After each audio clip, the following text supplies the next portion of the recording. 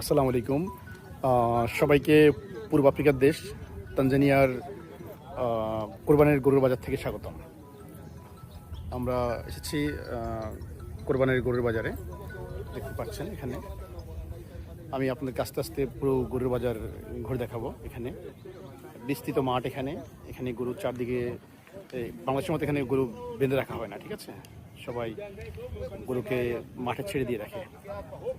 আমি আপনাকে দেখাবো গরুর দাম এবং এখানে কীভাবে গরু বিক্রি হয়। আপনাদেরকে আমি বিস্তারিত ইনশাল্লাহ শেয়ার করার চেষ্টা করব, সাথে থাকবেন।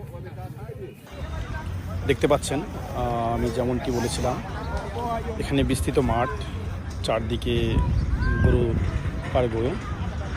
এখানে এরা আসলে গরুকে ওইভাবে গলায় রশি লাগায় না, গরুকে ছেড়ে দিয়ে রাখা হয়। আপনি আসবেন, মাঠে ঘুরবেন, ঘুরে আপনার যেটা পছন্দ হয় আপনি সেভাবে এখান থেকে গরু ক্রয় করবেন। গরু ক্রয় করার পর এখানে অনেক প্রসেস আছে, সেই প্রসেসগুলি আমি আপনাদেরকে বলবো। আস্তে আস্তে আমি এখানে ক্রয় করবো,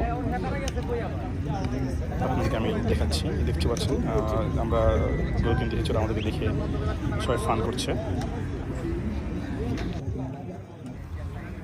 দেখতে পাচ্ছেন এইদিকেও অনেকগুলি গরু এখানে আছে, সারিবদ্ধভাবে ওরা ঘাস খাচ্ছে। এগুলি আপনি ম্যাক্সিমাম বাংলাদেশি টাকায় 70-80 হাজার টাকা দিয়ে কিনতে পারবেন।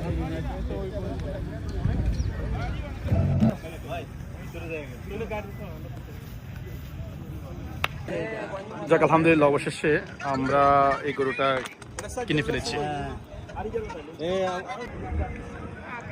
এখানে দেখতে পাচ্ছেন দুইটা গরু, এগুলি হচ্ছে দুইটা 2 মিলিয়ন বলছে, ওই চিজ দুইটা 2 মিলিয়ন হচ্ছে বাংলাদেশি প্রায় 90,000 টাকা।